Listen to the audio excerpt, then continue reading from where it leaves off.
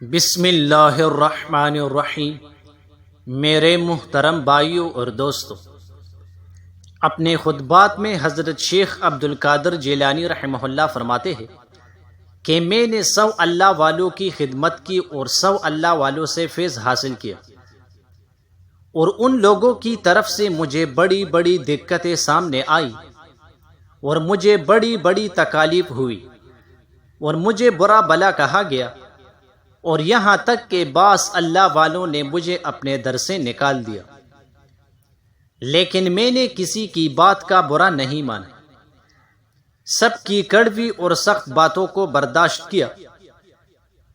100 اللہ والوں کی خدمت کرنے کی وجہ سے اللہ تعالیٰ نے مجھے پیرانی پیر دستگیر بنا دیا، پیروں کی رہنمائی کرنے والا۔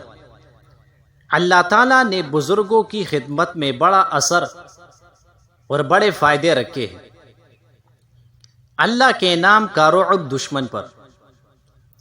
لشکر اسلام ایک دفعہ ایک جہاد سے واپس آ رہا تھا۔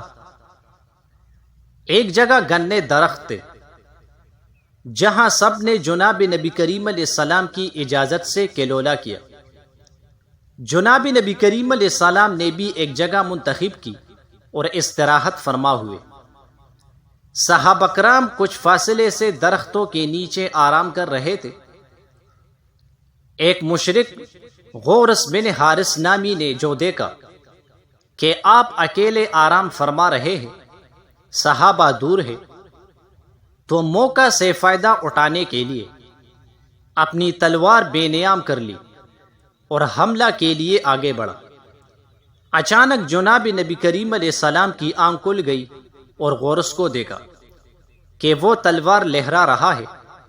اس نے جناب نبی کریم علیہ السلام سے کہا کہ آپ کو مجھ سے کون بچا سکتا ہے؟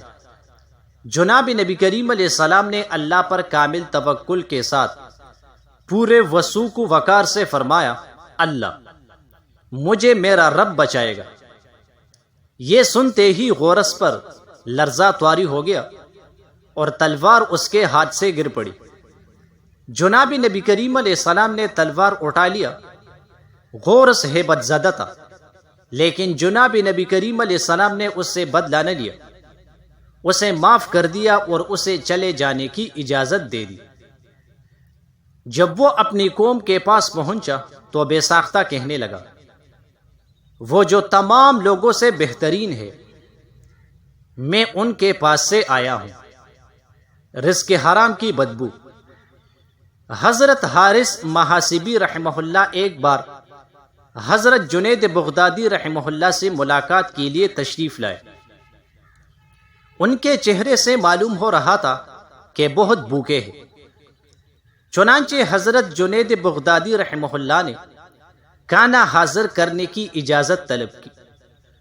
اجازت ملنے پر اکرام ضعیف کے خیال سے حضرت جنید بغدادی رحمہ اللہ نے اپنے گھر کے بجائے اپنے دولت مند چچا کے یہاں مختلف انواع و اقسام کے کانوں سے سجا ہوا دسترخوان لا کر پیش کیا۔ حضرت حارث رحمہ اللہ نے ایک لقمہ لیا اور منہ میں گھماتے رہے، لیکن نگل نہ سکے، اور جب کڑے ہو کر جانے لگے تو دروازہ پر پہنچ کر لقمہ کو بھی اگل دیا۔ حضرت جنید بغدادی رحمہ اللہ نے وجہ پوچھی تو فرمایا، بھائی، میرے ناک مشتبہ کھانے کی بو برداشت ہی نہیں کر سکتی۔